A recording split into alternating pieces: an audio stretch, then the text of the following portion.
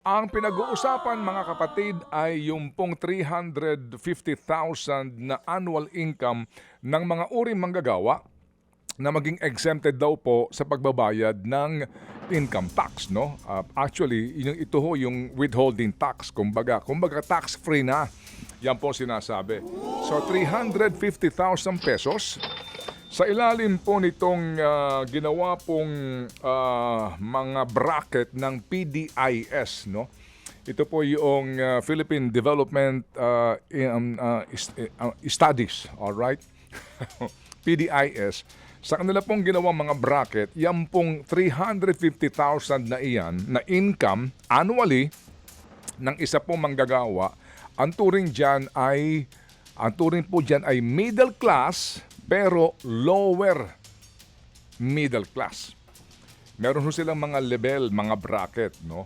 Ang turing na po dito ay middle class. Pero kung yan po, Philippine Institute for Development Studies, I'm sorry.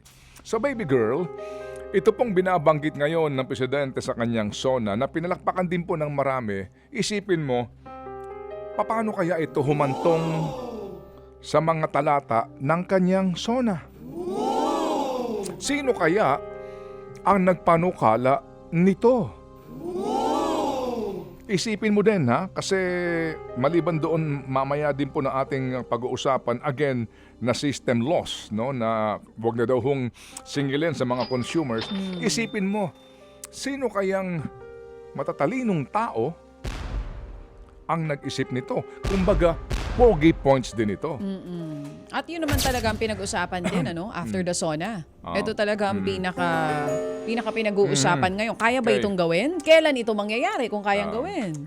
Sino ho ang Papasan. mismo nagpanukala nito muna sa presidente? Oo. Sino nag-suggest? Sino sa tingin mo? Alam nyo, ako nung narinig ko itong balitang ito, kinabahan ako kaagad eh. Oo, bakit? Kasi may taxman na diyan sa kanyang gabinete. Di ba? May taxman na. Well, as we all know, hindi na ho natin may tatanggi yan. Ralph Recto is the man. Correct! Tama. Di ba? Siya ho ang main author nitong expanded itong VAT na to. Correct! Anyway, may isa pang taxman actually na kararating lang sa kanyang gabinete.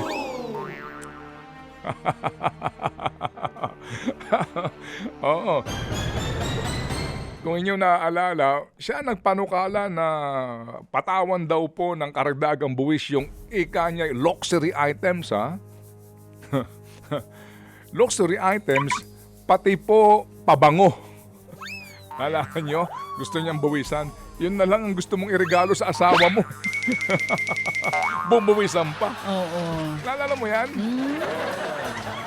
Sige. So, Yung wealth tax, kailan kaya? Alam mo yung wealth tax na yan, Oo. depende ang turing mo muna yung ano ba yung wealth, no?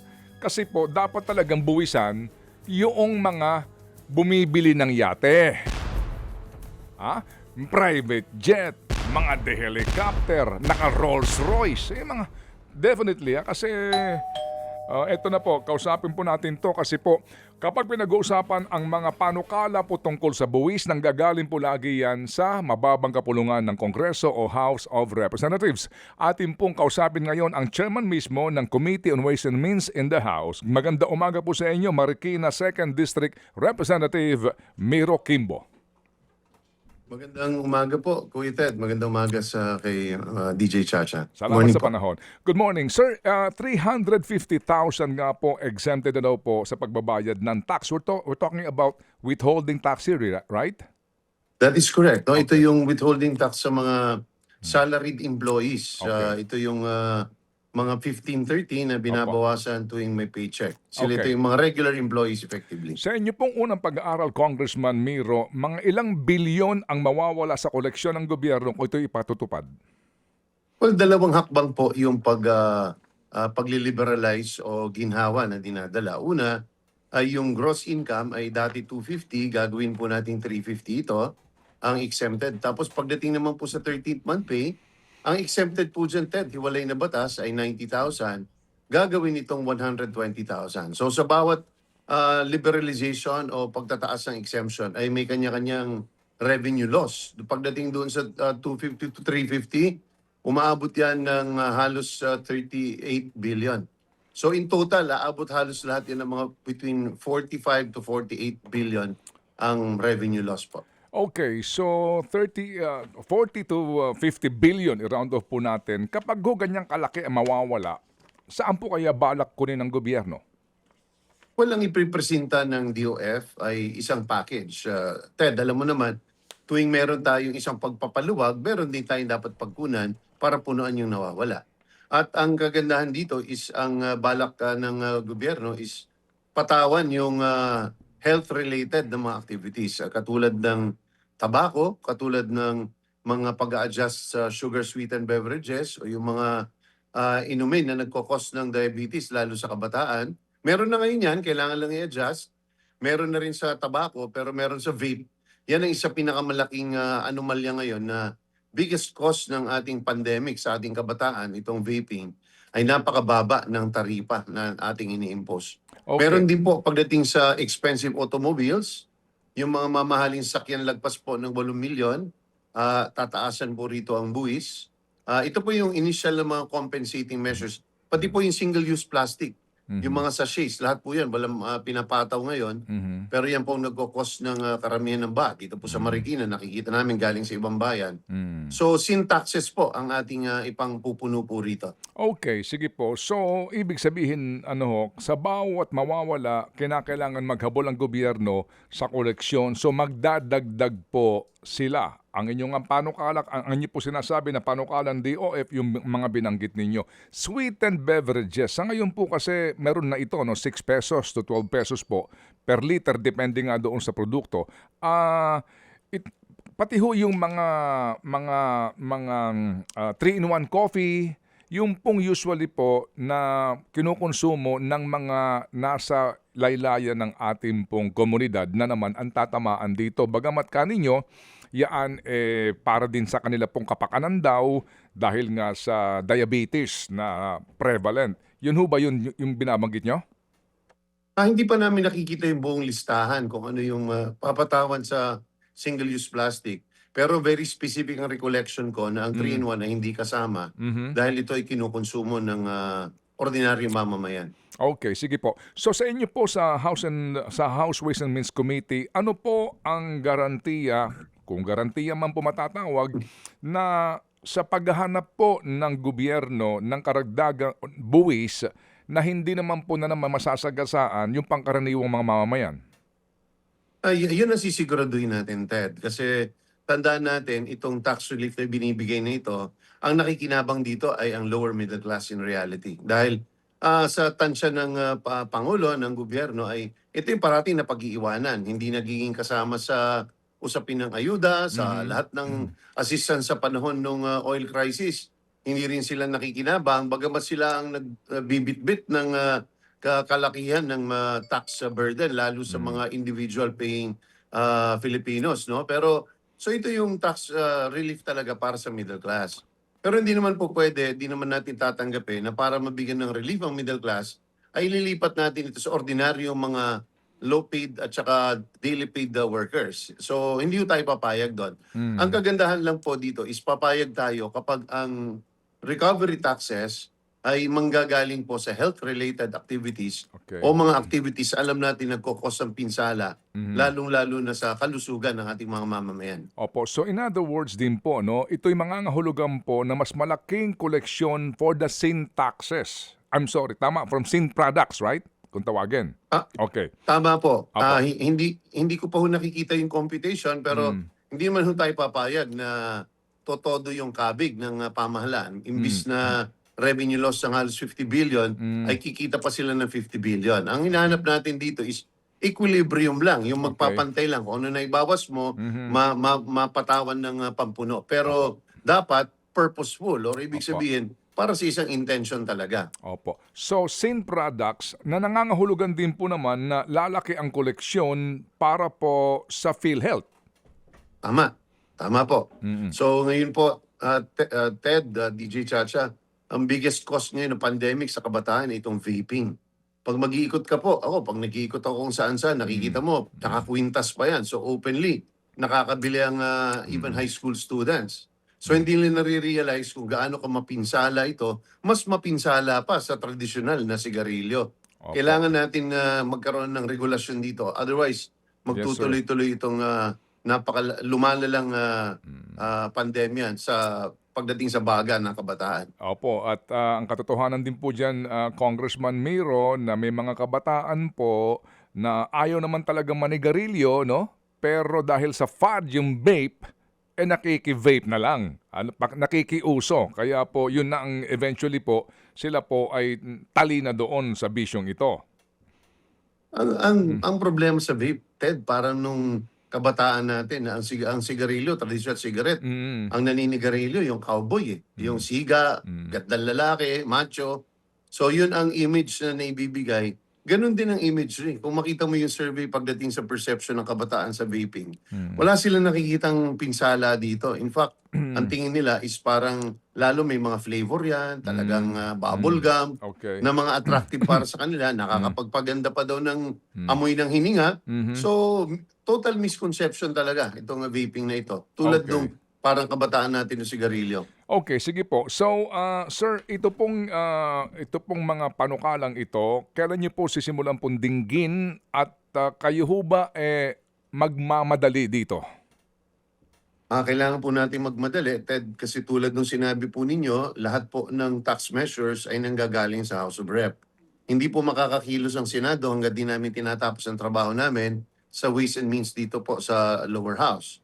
So kailangan po namin madaliin. Pangalawa po, kailangan madaliin dahil gusto natin maging effective ito January 1. Kahit pa po natin ito, kung ito po ay magiging effective kalagitnaan ng susunod na taon, masyado pong masalimuot para po sa ating mga employers, sa accountants po natin, pati na rin po sa BIR. So, kailangan simulan po natin ito. Next Tuesday po, magsisimula na po kami ng hearing at inaasahan po namin na matatapos po natin ito by August. At by the break of this year, we hope that the Senate will be able to also start their hearings. Opo, meron din pong kaisipan na bakit hindi itaas pa ito sa 400,000? Kasi ito pong 350,000, 29,000 yan average a month na sweldo.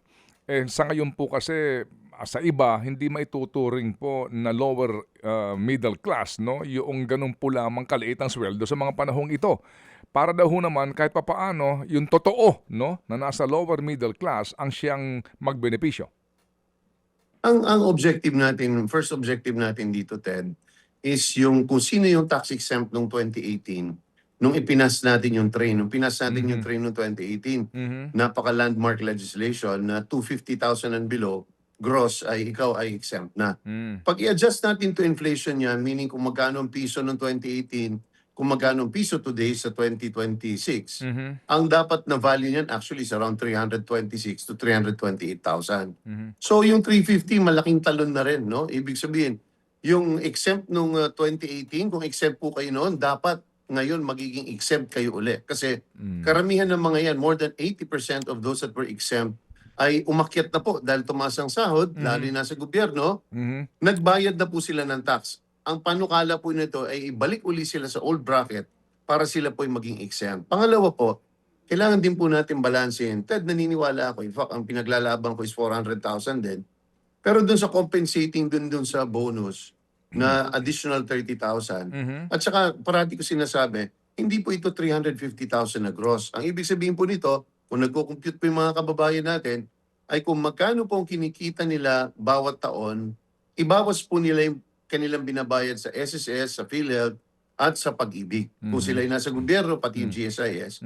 Ibawas po ninyo, at ibawas po ninyo yung 120,000 sa inyong bonus. Pag itinotal po yan at hindi kayo lalagpas ng 350, kayo po ay magiging tax exempt. So in reality, Ted, mga 400,000 na mga sweldo dito ay makikinabang effectively. Alright, wealth tax na noong pa ho pinag-uusapan. Wealth tax pero dito ho, ang dapat nga daw pong unahin na buwisan ay yung mga diyate, the helicopter, the private plane, at yung pong napakalalaki, no, ng mga shares sa stock market. Ibig sabihin, yun talaga pong mga bilyonaryo. Kumusta po yung panukala doon? Binabalangkas din natin yan, Ted. Nakita din natin sa maraming mga hakbang na ginawa in the past. Kailangan din i-balance relative to kung magkano makokolekta. Mhm. Kung ang kagalingan kasi ng mga accountant at abogado ng mga mayayaman, ang kanilang asset ay hindi po nasa pangalan nila. Karamihan po yan ay nasa korporasyon na may layering at ang Mhm. kanilang Mhm. kinikita Mhm. ay dividendo na nanggagaling po doon sa kanilang mga korporasyon. So, bagamat ito i-impose natin ng buwis, kung ano Mhm. man, at ngayon matataas na po ang buwis dyan, Mhm. pinag-aaralan din po natin yan. Pero sa nakikita natin, Ted, hindi rin ganun kalaki ang magiging makokolekta natin dyan. Ang tingin ko pa ay mas taasan natin siguro yung income tax para doon sa talagang ultra-rich. Aha. Instead of the assets, yung assets, okay po yan, di ba? May makokolekta tayo dyan. Pero ang nakikita ko rito, mas malaki makokolekta natin. Yung pag pinag-usapan po natin yung estate tax. Ito, ay hindi mo napapansin na marami. Tayo po ng mga taga-probinsya na lumaki na isinilang sa probinsya, nakikita natin napakaraming farmlands na pagmamayari ng mga kapatid na minana pa nila sa ninuno nila pero hindi nila ma-dispose, hindi nagiging productive dahil lang po may estate tax na kailangan bayaran at penalties. Ang tingin ko po rito, ang matagal ko na sinasabi, ay tanggalin na po natin ang estate tax because after all, kapag ito po ay nasettle, kasi kadalasan yun po ang balakid eh. Mhm. Hindi po nila masettle dahil wala pong may gustong sa magkakapatid na mauna tumaya para bayaran ito pati yung penalties kasi it's not going to be worth it. Pero nasa stock yung property, walang pakinabang yung pamilya, sabi ko, tanggalin na natin yan kasi oras na tinanggal natin yan at ibinenta din nila yan, meron namang babayarang capital gains eh. So, imbis na nagiging balakid, ang dapat ang estate tax, kung hindi man tanggalin, ay impose lang natin sa mga may estate na over 150 million. Ibig sabihin, yan talaga yung mga mayayaman. Pero yung may minana ka na Mm. 4 million pesos na 3-4 na ektarya sa Palo o sa Barogo, Mm. Leyte, Mhm. parang wala akong maglalabas ng pera eh. So, ito, malaki ang tingin ko makukolekta ho dito in Mm. the form of capital gains because malilibre na po ito mga ari-arian na ito, yung mga eredero magkakapera pa. Alright, siguro po, maganda rin 'no, sa ibang pagkakataon po matalakay po natin 'tong ilang mga ipinapanukala ninyo. Pero doon po sa kaisipan naman na, panibago pong buwis na naman ito 'no, partikular po doon sa gumagamit ng sandbag ano, yung pong mga gumagamit na lalagyan po ng tubig para maging ice et cetera 'no, yung pangkaraniwang mamamayan, yung pong koleksyon ng buwis na hindi magawa-gawa ng maayos ng mga nangongolekta dapat, halimbawa customs 'no, tuloy-tuloy pa rin ang smuggling po ng sigarilyo na araw-araw may balitang ganyan, hindi humasawata ito. Ayun daw din po sinasabi ng iba, kumusta ho naman ang tax collection, puro lang ho itong pagpapataw, pagdadagdag ng buwis. Yung pagdating dun sa sandbag at lahat, sinisigurado natin na sa ating single-use plastic, ito yung mga, in fact marami ng munisipyo at saka syudad na ipinagbabawal na yan sa palengke. Dati laban ako dyan dahil tingin ko anti-poor talaga dahil sila naman talagang gumagamit. Wala naman silang kapasidad magpunta sa grocery at bumili ng once a week ng grocery. Arawan bumili ang mga yan at sabi ko hindi natin pwedeng lagyan yan ng buwis kasi tatamaan yung mga mahihirap. Pero napansin ko rin sa maraming mga syudad, Ted, marami hindi na siya pinapayagan eh. Mhm. So, humahanap din yung paraan yung ating mga kababayan. Mm. So really, ang tatamaan talaga ng single-use plastic ay ang mga malaking korporasyon, itong mga multinational companies na nagproproduce itong sachets Okay. na sangkatutak na talagang Mhm. sandamakmak na nagkalat. Yung po ang talagang tatamaan dito is at least 95% ng collection manggagaling po sa kanila. So, Oo. tama rin po kayo, yung enforcement po dyan, kaya ito po ang plano natin dito sa single-use plastic halimbawa, ay dapat dun sa point of manufacture. Mhm. At least, monitor po natin at karamihan po dito, malalaking kumpanya, Mm. ay doon po mismo ipinapataw kung kailan po siya wini-withdraw doon sa pagawaan o kahit ginagawa pa lang po siya, Mm. ay ini-impose sa po natin yung buwi. So, yan po yung panagot natin doon sa enforcement. Kasi Opo. kailangan talaga Mm. natin tanggapin hirap talaga sila dyan eh. At kahit Okay. anong paglalatigo natin. At Mm. sabihin ko na po, itong hindi ko pinagtatanggol ang DOC, parati ko yung pinapagalitan. Pero dito po sa current commissioner ng Customs, nakita po natin yung mas improvement nila, particularly on tobacco smuggling in the last 7 months. Minomonitor ho kasi namin yan. Yan talagang pinakamalaking sugapa pagdating Opo. po sa kalusugan ng ating mga mamamayan. Yung pong binabanggit nyo, no, na imposisyon ng karagdagang buwis doon sa single-use plastic sa mga manufacturers. Just to inform you, Congressman, yung pong 25 years na Solid Waste Management Act natin, yun lang pong listahan doon sa mga binabanggit po na mga produkto na gumagamit po nitong single-use plastic. Magmula nung isinabatas po yung batas hanggang ngayon, hindi pa rin nagagawa ng DENR, ha?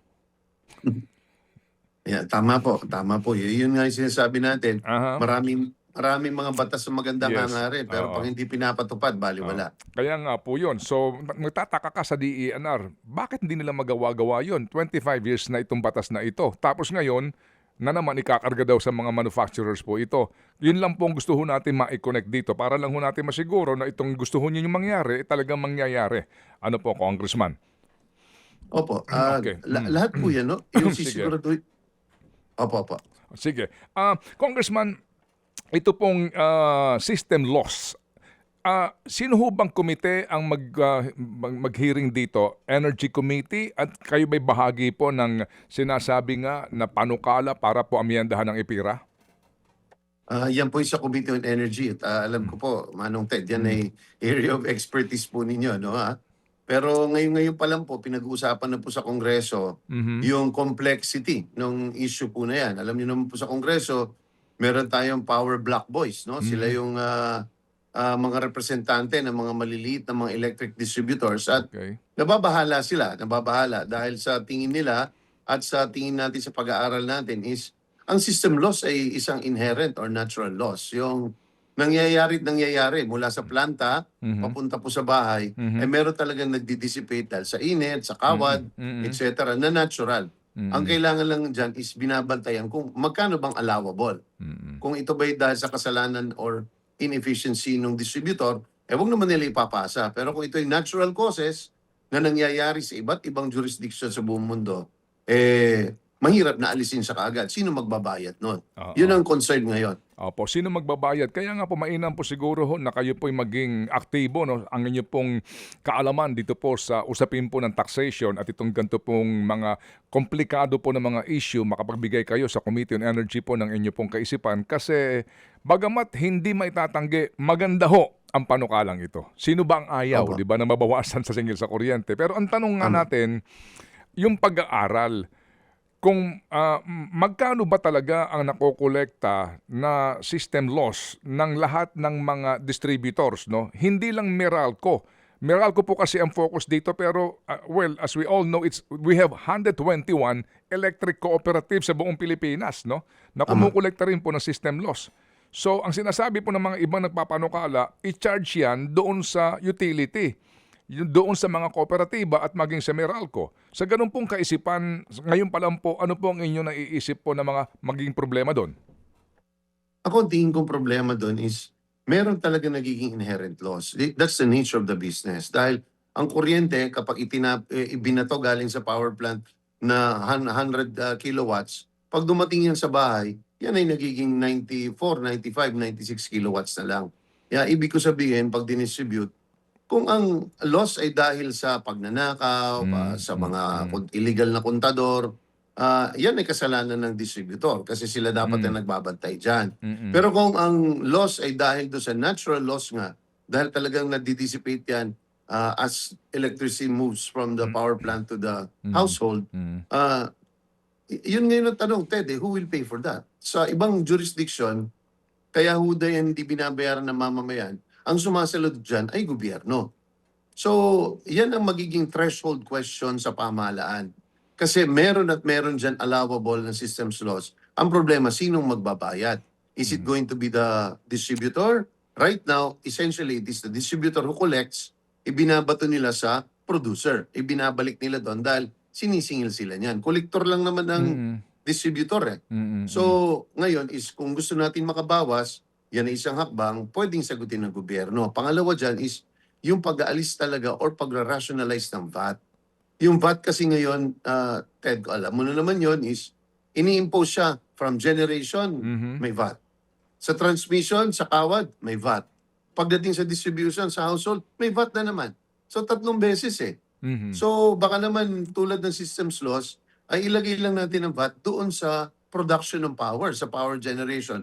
All the rest, wala na siya dapat VAT. So para hindi na siya lumalatay down to the consumer. So tingin ko yun ang at ang mas malalim na tanong, Ted, na parating sinasabi is, if government subsidize electricity, sino bang nakikinabang? Baka naman ang makinabang ay ang mas mga mayayaman. Tanong lang yun, ano ha? So I think it is important because it is the taxpayers' money that we use. Baka naman unintended natin. Gusto natin tulungan ng mga mahihirap, pero ang mas makinabang or bulk na makikinabang ay ang upper middle class. Ay ayaw naman natin gawin yon kasi lugi naman ang mahihirap na pinanggagalingan din ng buwis. Opo, kasi nga at ang VAT dito 12%, 12% VAT po ito from generation to transmission to distribution. So Correct. So kapag po Correct. sa inyo pong paunang kaisipan, saan dapat mag-originate po yung isa lang na VAT? Dapat sa generation lang kung saan siya nagsimula kasi iisang produkto lang naman, Ted. Iisang produkto lang ang nangyari. Produce doon at transport papunta roon. So bakit mo papatawan sa bawat hakbang yon? Tingin ko malalaking magiging kabawasan yan at saka mas simplified yung pagkukompute ng input at output VAT kung doon lang sa production siya o sa power generation ini-impose. Kasi kapag ilagay mo yan sa gitna, komplikado na paano yung input VAT at output VAT na nanggaling sa power generation. So tingin ko at the source, yun ang pinakasimpleng paraan ng pagkukompute at mas makakamura ang ating mga kababayan. Sabi po ng ERC, yung nga po ang maaari pag-isipan, tatlo nga po ito no, na mga players sa ating pong kuryente.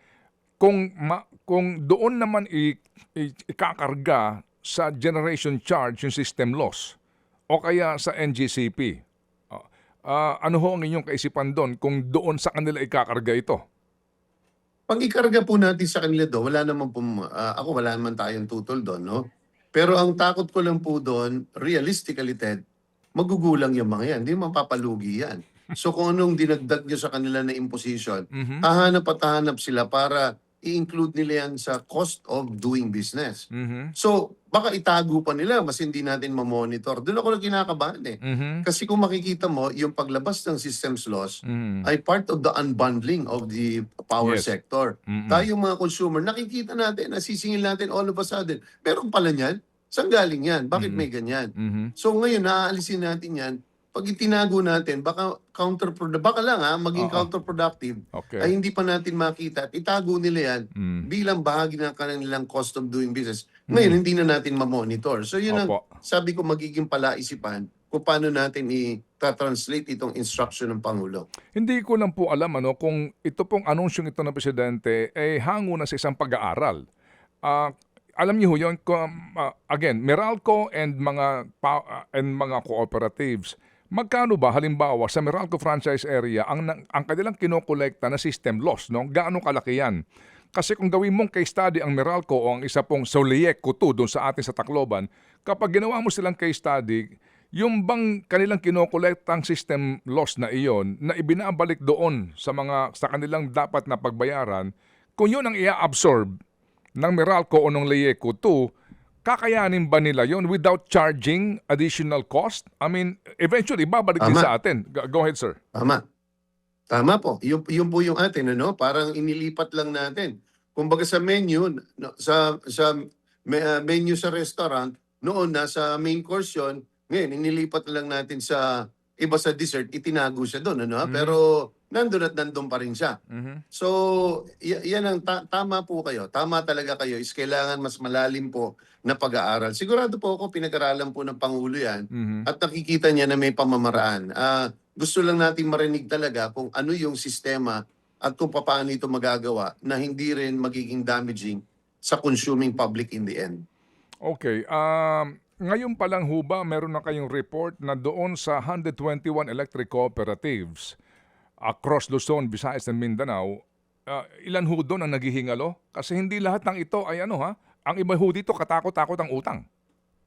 Marami po dyan naghihingalo, lalo yung mga spag areas, no? Kasi kilala naman po natin, madalas po natin sinasabi na ang pagkukuryente ay isang not necessarily a very profitable endeavor. Lalo kapag isla, malayo ka, ang layo ng pinanggagalingan ng power mo, ang layo ng wiring na kailangan mo, pero kokonti lang ang households in between. Hindi naman parang lahat Metro Manila. Pag pumunta ka sa probinsya, ay kawad ng kuryente papunta lang sa isang barangay na merong 100 pamilya. O yan po, no, yan ang mga bagay na kailangan makita natin. At tingin ko kailangan magkaroon ng parang gradation, ano? Kapag ikaw talaga is pag area, itong allowable na systems loss mo. So, meron naman sila mga threshold dyan. At ang nakikita ko dyan sa pagkakaalala ko is around 5%. So, ngayon lang, pag yan ay inalis natin, iniisip ko lang, paano natin mamomonitor yon kung umaabuso na sila na ang kanilang inefficiency ay practically ililipat na nila sa mamamayan. Hindi na natin sila masisingil sa kanilang performance. Prangkisa yan, Ted, eh. So, yan ay isang pribilehiyo.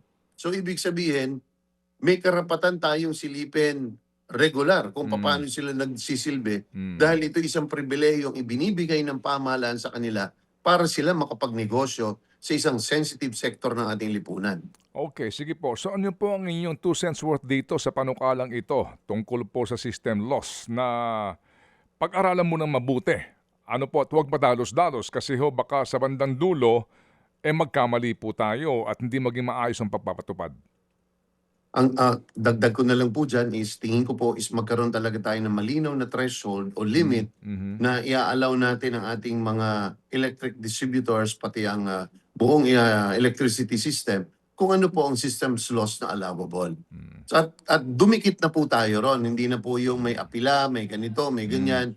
At kapag tinanggap po natin yon, lahat po ng hindi kakayanin, sa totoo lang, kung hindi kakayanin, take over ang gobyerno o ibenta nila ang kanilang area para sinong pwedeng magiging mas efficient dyan. Dahil sa totoo lang, marami rin sa areas na nag-ooperate, wala na rin po talagang karapatan dahil ginagawa na rin pong gatasan. Papagpaumanin na po sa ibang mga kooperatiba dyan. Pero meron po, pinangahawakan lang nila yung monopolyo eh. Pero there are other people who can do it better pero hindi ko napagbibigyan dahil hawak po nila ang area na yon at suportado sila ng mga politiko sa lugar na yon. Yes sir, yes sir. Opo, salamat na marami Congressman Miro at kami po iaantabay sa inyong magiging hearing at kami muling tatawag po para maipaliwanag ng mabuti ang napaka-importanteng bagay na ito. Maraming salamat, Ted. Magandang umaga. Thank you. Yan po ang committee ng Ways and Means Chairman sa Kamara. Mga kapatid, patuloy po kayong tumutok sa 105.9 True FM para sa totoong balita, impormasyon, music and entertainment. Mag-subscribe sa aming YouTube channel at podcast at sundan nyo kami sa Facebook, Instagram, X at TikTok sa True Network PH. Bisitahin din po ang aming official website, truefm.ph. At panoorin din kami sa True TV Signal, Channel 19. Kami po ang 105.9 True FM. Laging true sa'yo, kapatid.